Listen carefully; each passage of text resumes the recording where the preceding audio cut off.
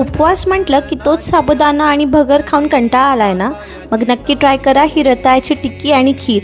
Yummy उपवासाची मेजवानी बनवण्यासाठी सगळ्यात आधी मी 2 रताळे घेऊन ते कुकरमधून वाफवून घेतले आहेत। त्या रताळ्यांची साल ही थंड झाल्यानंतरच काढा, नाहीतर माझ्यासारखा चटका बसेल। तर रताळे थंड होईपर्यंत मी खीरसाठी प्रिपरेशन म्हणून डेट्स आणि अंजीर भिजवत घातलेत दुधामध्ये।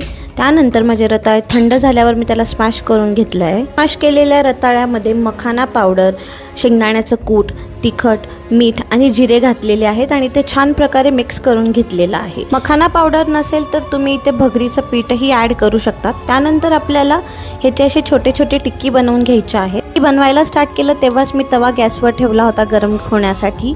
सो आता मी ह्यावर थोडंसं तूप टाकून एक एक टिक्की ह्यावर ठेवलेली आहे की मंद आचेवर छान प्रकारे दोन्ही साईडनी गोल्डन क्रिस्पी अशी आपल्याला भाजून घ्यायची आहे। टिक्की छान प्रकारे भाजून घेत असताना आपल्याला त्याच्याकडे फक्त बघत न बसता आपण आपल्या खीरची तयारी करूया। त्यासाठी एका पातेल्यामध्ये 1 चमचा तूप आणि स्मॅश केलेले रताळे घालून प्रकारे आपल्याला भाजून घ्यायचं आहे।